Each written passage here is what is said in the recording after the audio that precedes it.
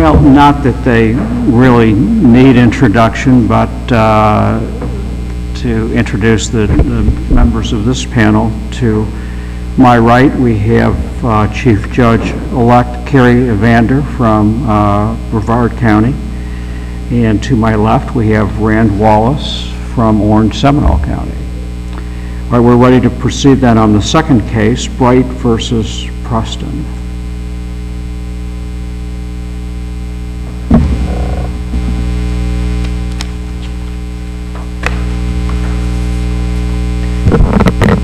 Good morning, Your Honors. May it please the Court. My name is Nick Shanine, and I represent the appellant in this matter, Ms. TERESA Bright. Normally, I would take the 5 minutes for rebuttal. I'm going to increase that to 7 in case some of the recently filed supplemental authority comes to light and I would need to address that argument. In this automobile accident case, Mrs. Bright was stopped at a red light when her car was impacted from behind by the defendant, totaling Ms. Bright's car. There's no dispute on the liability. Liability was admitted before trial.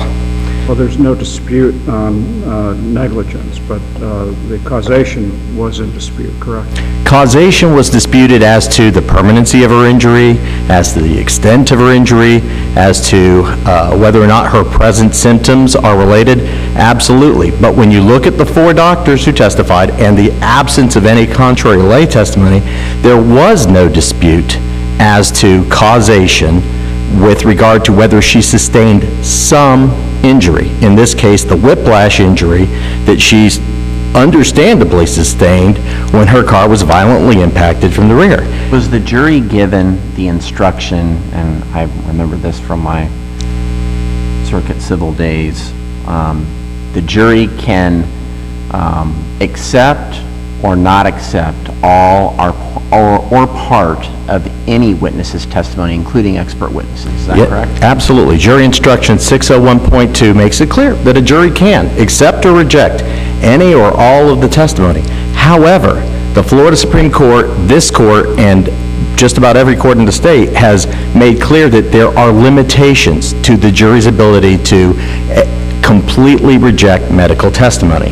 The Florida Supreme Court in Wald v. Granger, just 2011, said this: when medical evidence, in that case on permanence, is undisputed, unimpeached, or not otherwise subject to question based upon the other evidence presented at trial, the jury is not free to simply ignore or arbitrarily reject that evidence and render a verdict in conflict with it.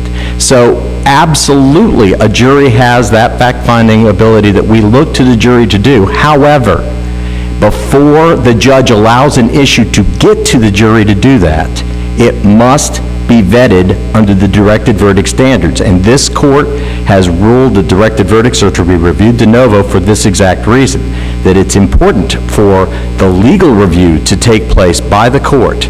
Is this an issue of fact, of dispute for the jury? And here, the problem that comes up is that when you talk about causation, of course there's a causation question. The plaintiff is arguing this is a permanent injury. The plaintiff is arguing her current situation, she's in pain today, that is related to the accident. The defense is saying that's not the case at all. And their doctor says that's not the case with regard to her present injuries. However, that very same doctor said with regard to her whiplash injury, yes, that is what would happen with this kind of accident. Well, let me ask you this. Sure. The plaintiff complains of pain early on. Yes. And complains of pain at the time the case goes to trial. Yes. And complains that she suffered pain all along. The defense doctor testified that her current complaints are inconsistent with the MRI, his MRI observations. So isn't that implicitly, that he's puzzled why these complaints would last given his review of the MRIs? So isn't that an implicit challenge to her credibility as far as whether she suffered pain early on? Because, she says she suffered pain early on and the same pain has persisted, and he's saying, I don't see how, how this could cause her current pain. I mean, it seems to me that's kind of challenging her overall credibility. Your Honor, the point of the doctor's testimony was that he couldn't find any objective evidence that would Understand that, support but it. his testimony was that her complaints of pain were inconsistent, and were not substantiated by the MRI. That the MRI did not demonstrate to him an objective basis for these complaints, that any of these doctors have agreed that there are other causes that could cause such a condition. The appellant in their appellee in their brief was sure to point out her weight as an issue. But her weight, that doctor's testimony, none of that is the kind of direct conflicting testimony that would allow for the court to deny a directed verdict on causation when that same doctor says that absolutely, when a person is in... The thing that makes this case so different from some other cases is that a case like Fell v. Carlin, the one main case relied upon by the appellee in their answer brief, is that case involved a missed case, minor impact soft tissue, where there's a fender bender at best, there's hardly any impact, and yet, ooh, I'm so hurt. And those kind of cases obviously draw a more discerning eye on this kind of case. Here, her car was totaled. Let me ask you this. Sure. Are these valid factors for the jury to consider? Is it, although we all know that you can have pain that doesn't develop till later, is it valid for the jury to consider that she declined medical treatment at the scene and did not go to the emergency room? Obviously not conclusive, but is it valid for them to consider? The jury can consider that, but whether they can consider a 1 week delay before... Okay, sure. A valid factor to consider. I'll be patient, Your Honor. Is it a valid factor to consider that she called a lawyer before she called the doctor? While, of course, there's some dispute on those things, yes, the jury can consider that as well. All right. Is it a valid factor that she did not, for quite a period of time, go to a doctor who could prescribe pain medications? A jury would be free to consider that as well. All right. And so our issue is, if you have these factors plus the doctor's testimony, is that enough for the jury to say, we don't think that there was, causation? Because I think we have to look beyond just the doctor's testimony. We also have to look at those other things I just mentioned. And Your Honor, I agree that you are allowed to look at the totality as the judge. Is there enough evidence for a jury to override all of the testimony, even the doctor's? And there has to be something more concrete. The factors that you're describing are certainly factors, but they would need to be directly contrary to what happened here, because none of that arises to the types of things that were talked about in the Gerald versus Churn case of, and this was the type of argument that the Florida Supreme Court noted in Wald v. Granger, where you have to either present countervailing expert testimony or severely impeach the proponent's expert or present other evidence which creates a direct conflict with the proponent's evidence. Those kinds of things that you were talking about, Your Honor, are certainly factors that if they were added to, say, a surveillance tape of her doing something outside of her range of motion, or a prior accident that they talk about to the doctor, and the doctor admits, well, if I had known that, that would have changed my testimony because that was very significant, or anything else of the type of facts that would allow for a jury to reasonably override the uniform testimony of the doctors. But the Florida Supreme Court was clear in Wald v. Granger, Campbell v. Griffin, Kubler v. Ferris, Gerald v. Churn, these cases that come again and again on this repeating fact pattern. You can't override it on just a penumbral circumstance that you can divine out of it, because if you can, Your Honor... But it causes me concern, the level of pain she was complaining about, and then never going to a doctor who could prescribe pain medication. And that's inconsistent with her testimony that I had this much pain where I couldn't move my neck one way, and et cetera.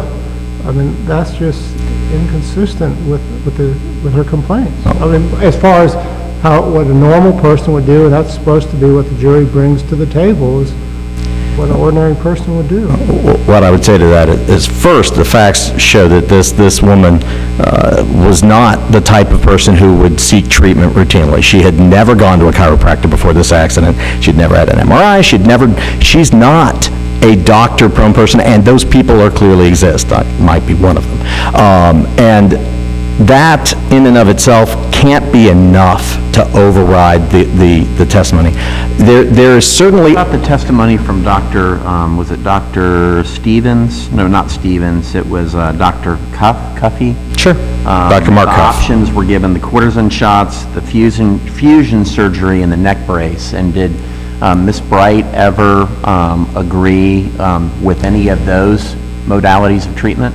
She didn't. Many plaintiffs are fearful of medical intervention, and you know what? The jury considered that, and that's why, because the whole thing went to the jury on the permanency question, on the big question, because the plaintiff obviously wasn't taking this case forward to a jury to get the whiplash injury. The plaintiff was taking this to the jury with the hope of getting her full total compensation for being rear-ended, assuming her current injury really was related. The jury was allowed to consider that, and to Judge Evander's point, I think all of those kind of things should have and did apparently went into the jury's calculation on that question. Are these permanent injuries that you're claiming really permanent? Are these current injuries really related? All of that absolutely should have and could have been part of the jury's consideration. What can't happen is for the jury to be told that it is allowed to, it is permitted to, despite the not only uniform testimony of the doctors, but even the discussion by the plaintiff, the defense attorney, to the jury telling them that, look, she would be expected to be stiff and sore. You would get a whiplash injury of effect of these accidents, and it's reasonable for you to get some short-term care. And the chiropractic treatment for a couple months was reasonable. This is the defense attorney talking to them. The MRI to make sure there was nothing seriously wrong was reasonable. So those treatments were reasonable. And if one uses common sense, that makes sense. He was right. The jury should not have been allowed to say zero. The judge needed to take that step at the outset of, well, not the outset of the case, but once the directed verdict stage was reached, to remove that question, because all of the factors that we're talking about here are not the type of factors that should allow for a zero. Those are the type of factors that could support. Well, that's a great question. And I say that because there's some conflict between this court and the second on precisely what that remedy would be. The second has suggested that the remand should be one that would involve a trial on damages only, but perhaps retain a component of the causation finding by this jury. This court has held differently. This court in Peake v. Stevens, Judge Dauch, Orfinger, and Sharp said this: we cannot make the determination that the plaintiff is entitled to only the diagnostic medical expenses, nor can we assess what the damages should be. So in light of the jury's failure to award at least a portion of the damages it was bound to award, we must require a new trial. So this court's precedent would say, yeah, it shouldn't, it's not just a small new trial on a limited portion of damages, it's a new trial. And Judge Altenberg of the second, even though the second is the court that has found this narrow path of will leave causation, but you still get a new trial on damages, it was Judge Altenberg who explained why it's important to allow for this new trial to occur. And the two cases that he wrote, both the Klutsky case and Martin v. Brubaker, he said this: we write in this case primarily to remind defense attorneys that it is not safe in this type of action to tell a jury that it can do whatever it wants to do. Once liability is admitted in the case where the plaintiff made some reasonable diagnostic efforts, the jury must return a verdict awarding at least the minimal damages that are undisputedly not barred by the no-fault threshold.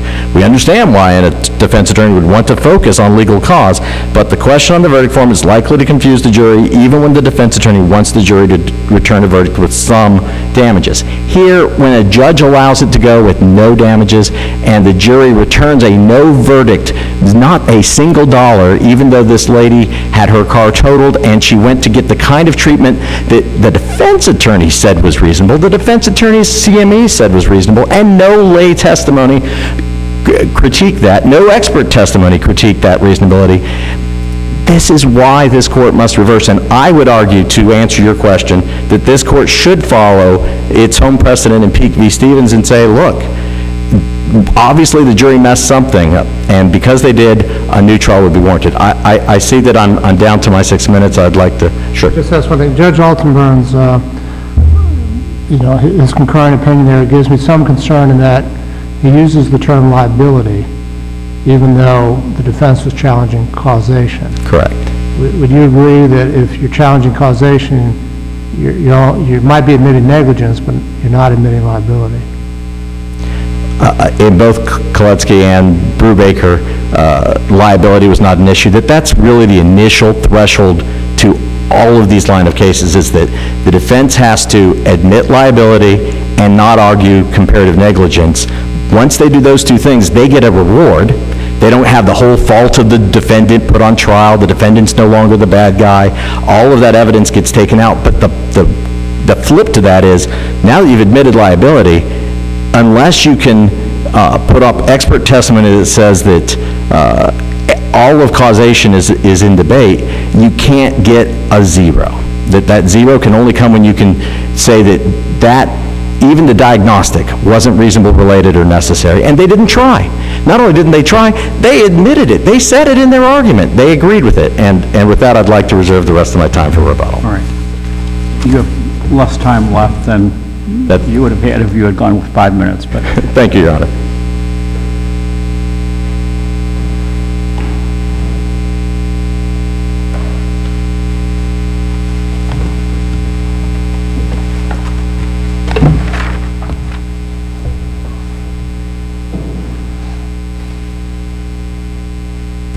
Good morning, and may it please the court.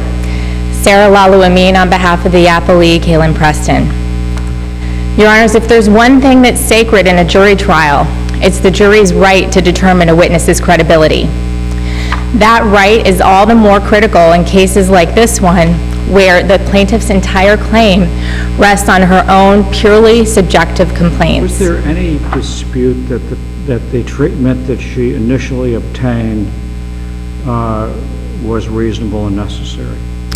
There was no dispute that it was reasonable and necessary, assuming that it was legitimate, assuming that her credibility was something that the jury could give credit to. Didn't even the defense doctors say that after an injury, after an accident of this nature, that one would be at a minimum stiff and sore? Yes, Your Honor, he did say that, but he also built into all of his opinions the witnesses, the plaintiff's credibility. That was not something that he could determine, and he said that. He said, I'm not here to determine this plaintiff's credibility. I take that at face value. That's the jury's job. So the jury took that information. The jury took all of this conflicting testimony, and there was quite a bit of it. Ms. Bright testified that, for example, there were conflicts in her own testimony. She testified that she gained weight as a result of the accident. The medical records actually showed she lost weight after the accident. She testified that she, because of her severe pain, was on an aspirin regimen. She testified on direct that for 15-20 minutes she'd have to wait in bed for that aspirin to work before she could get out of bed. On cross, she testified that was an hour. And she testified also that she was stiff and sore every day. She went before that jury and said, right here and now, I'm in pain. Right here and now, I don't have full range of motion. The jury watched her. The jury got to see her in that courtroom. The jury got to see her move. The jury got to determine whether she was really in pain, whether she was feigning being in pain. The jury got to think about all those things. And so did the trial court. So when the trial court left this matter to the jury, as it appropriately did, because credibility is a jury determination. Let me ask this, are you able to tell which of the three of us is in pain right now by watching it? Your Honor, no, I am not necessarily able to tell that, but if I were a juror... The answer was Evander. I'm very sorry to hear that.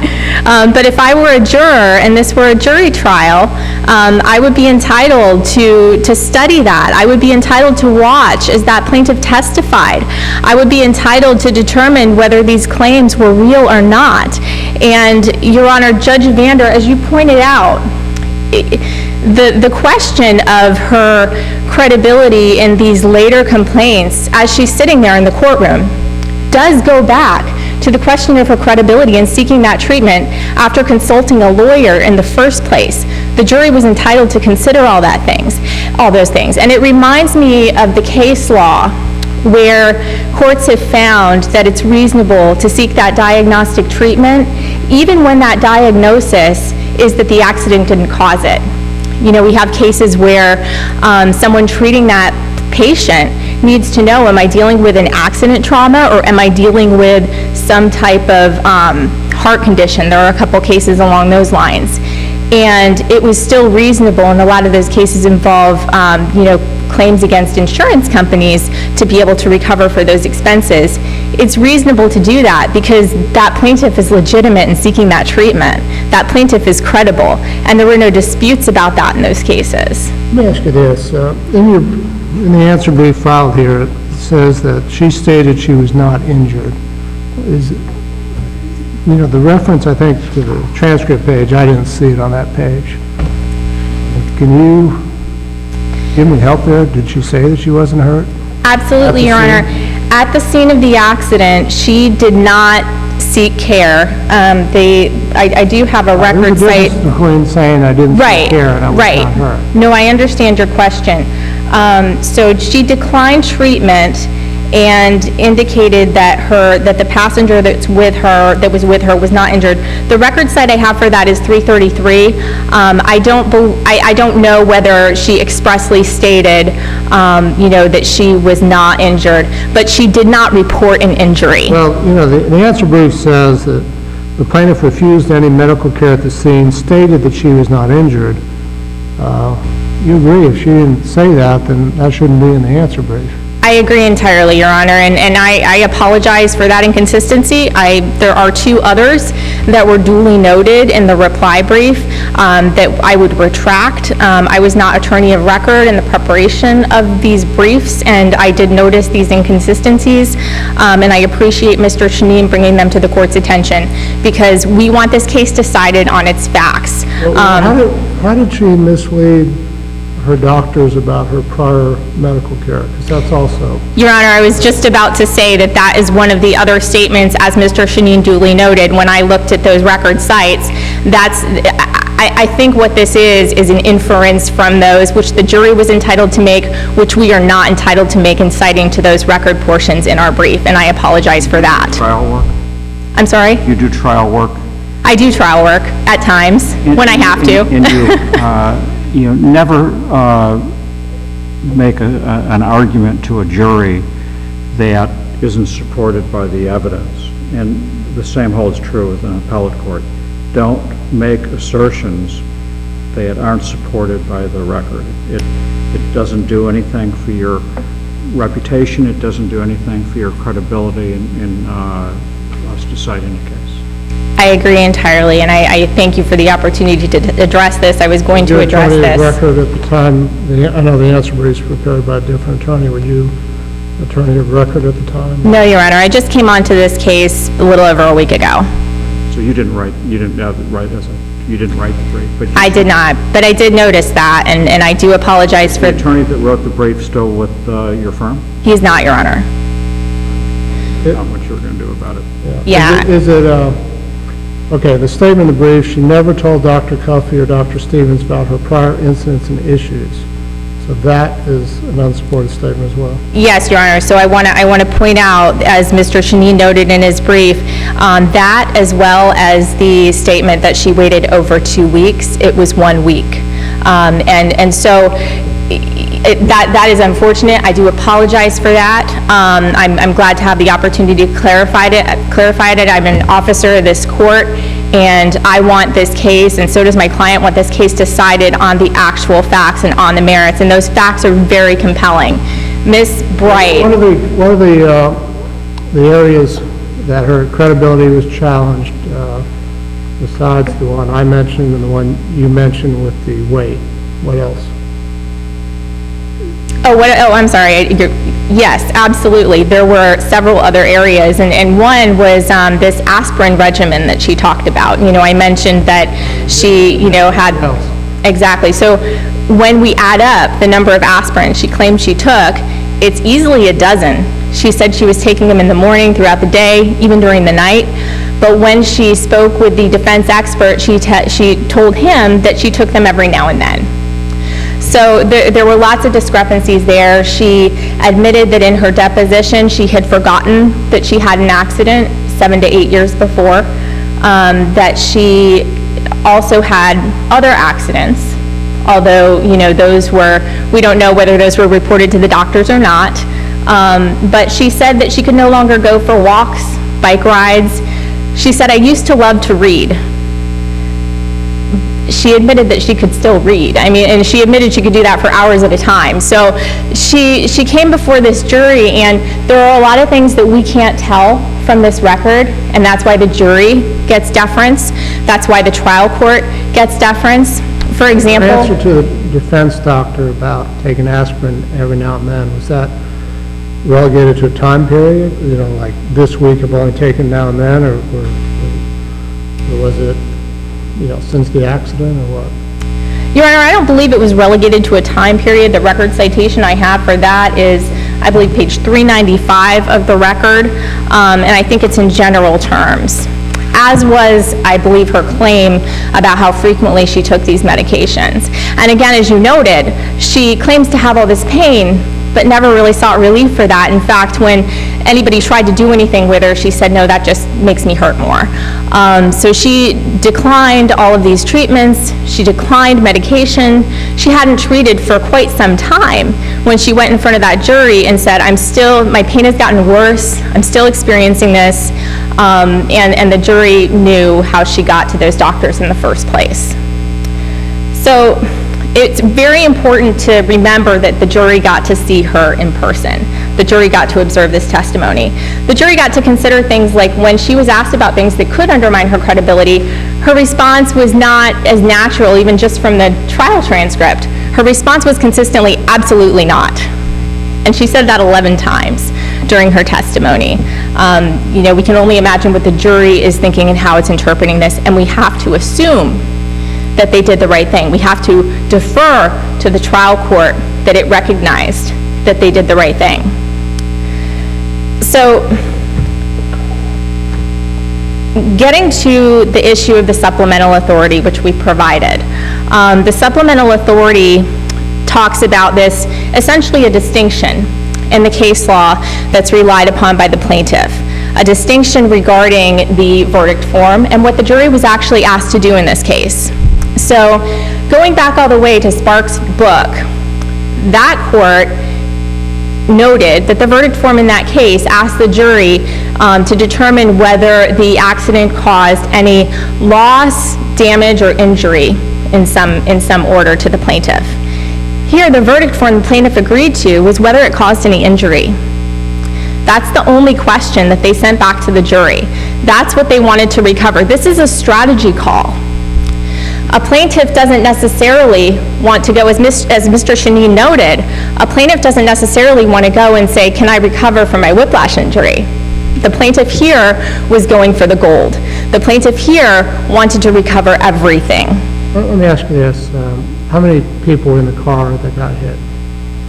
I'm aware of one other passenger. There may have been another, but I'm aware of one other passenger. It was her younger brother, and he indicated he was not. Is there anything in the record on whether the brother received medical care at any time? At that time, there is an indication in the record, and it is, let me see here. The record does indicate that the younger brother was not injured. That's at page 333 of the record. So he was not injured. She did not get treatment at the scene of the accident. She waited a week, called a lawyer, then saw a chiropractor who couldn't prescribe medications, and saw that person for quite some time, got referred to a neurologist who offered some modalities, which she declined. The jury considered all of that. And the question that went back to the jury is really one of preservation. Did the plaintiff preserve this issue?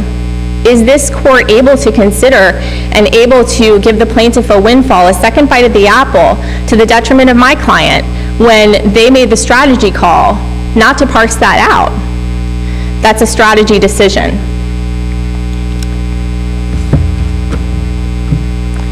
So here, looking at the verdict form, looking at the instructions told the jury they could consider the believability of the witnesses. The Florida Supreme Court tells us that as well.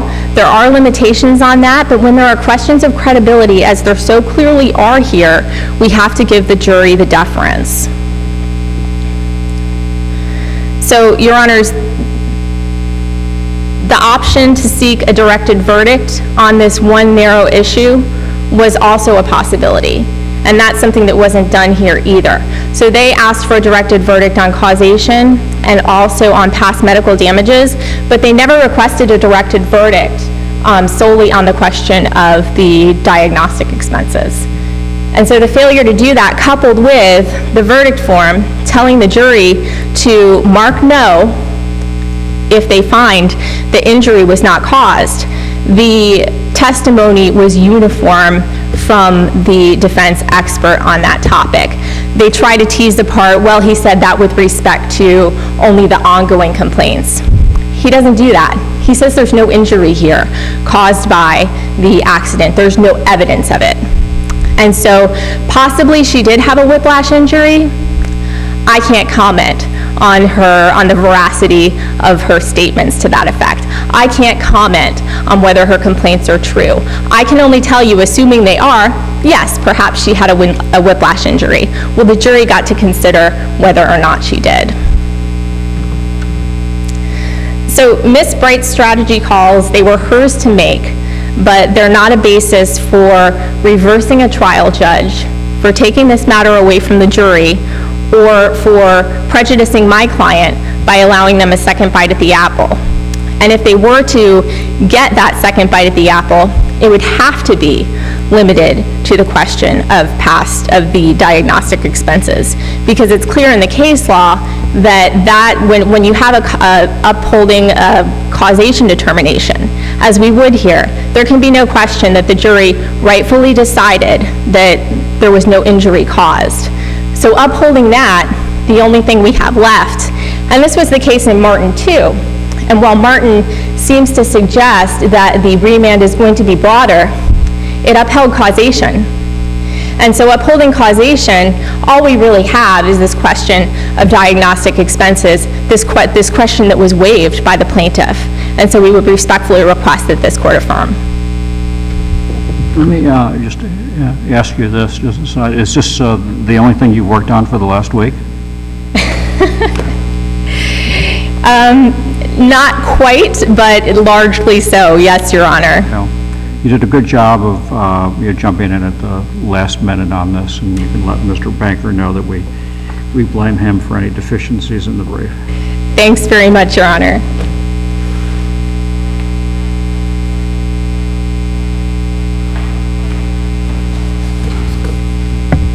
May it please the court, and I would second that Ms. Lalouamine is a professional and that brief was not of her writing, and I thank the court for its comments in that regard. With regard, however, to the aspirin issue, there was the doctor, it wasn't she testifying at trial that changed her testimony. The doctor was asked what other medications was she taking, and the doctor said, well, she also said she was taking some aspirin every now and then. That's not a conflict on credibility that the doctor described it as now and then. She described it with more particularity. None of the things that we're talking about, you can look at a plaintiff and tell things. That's true in every case. That would have been true in Ridenour versus Sherrick. It would have been true in Peek versus Stevens. It would have been true in every case that's been reversed. Martin v. Brubaker, by the second, Koletsky. Well, let me go back to the aspirin. Sure. So the doctor testified, she said that she takes aspirin now and then. Sure. But she testified that she takes aspirin constantly. Sure. All right, so that is inconsistency, even if it's not as specific as one might like. Agreed, Your Honor. And there's no person can testify for an hour at a trial and you not be able to go back and say, well, this fact, even though it's not opposed to that fact, they're not exactly the same. This isn't the type of thing that the Supreme Court has decided is direct conflict. We need, if you're going to allow a jury to decide causation, and I fundamentally disagree with the description of what happened as far as a waiver, that the plaintiff's attorney argued vociferously for exactly the kind of directed verdict that we're talking about. They wanted a directed verdict on causation because of the whiplash, knowing that if you take that question away, the defense attorney can argue till the cows come home that the damages related aren't the whole pie, just a little sliver. That's still open for the jury to decide, but the issue of whether any damages were caused, that was definitely exactly what the plaintiff's attorney argued, and the transcript reveals a long colloquy where the plaintiff's attorney cited Wald v. Granger and these other cases. This was exactly the issue that was pushed for, and the construct that the jury instruction reads loss, open bracket, close bracket, damages, open bracket, close bracket, or injury, open bracket, close bracket, that you somehow change what you're looking for if you include one of those three synonyms instead of all three, that doesn't make any sense. And what helps to prove it doesn't make any sense is that Judge Altenberg specifically described the jury instruction, or rather the jury question, in his decisions of Brubaker and Koletsky, and in those cases, this was the instruction that was given, and Judge Altenberg teaches courses on preservation of error. That's exactly the kind of question that he was telling, hey, defense attorneys, if you are going to admit liability, and you're not going to argue comparative negligence, and you're not going to bring in someone to attack on the construct of these weren't reasonable, related, or necessary, then don't tell the jury they're allowed to give a zero, because if you do, you're going to get reversed. And despite that admonition, that's exactly what trial counsel did. Trial counsel admitted to the jury that this makes sense. Someone in this accident is going to get whiplash. They're going to get a stiff neck. They're going to need a couple months of treatment. They're going to need an MRI. These were things that everyone who testified and everyone who argued to the jury said was reasonable. And despite that, they still fought for the ability to argue for a zero, or at least allow the jury to give a zero. That's what the jury did. This was exactly what Altenberg warned about in his cases. This is exactly what this court in Peek v. Stevens said was the wrong result, and it is why this court should utilize its de novo review and reverse and remand with instructions to allow for a new trial. Why wouldn't, though, I understand the stare decisis. Sure. But as a matter of logic, why wouldn't remand for determination of those specific, just the treatment issues, be the logical approach? And the answer really does lie in what Judge Dowks wrote in Peek v. Stevens. I know that the case has got some years behind it, but the power of this really short, to-the-point decision really hits home, and it's that the jury was obviously misled or failed to understand that at least a portion of the expenses suffered by the plaintiff should have been paid by the defendant. We must assume that the jury, was not fully cognizant of its duty as a jury. And once we have to make that assumption, why are we holding on to the jury's decision on causation? That's the answer, Your Honor. Thank you for your time. Thank you. All right, we will be in recess.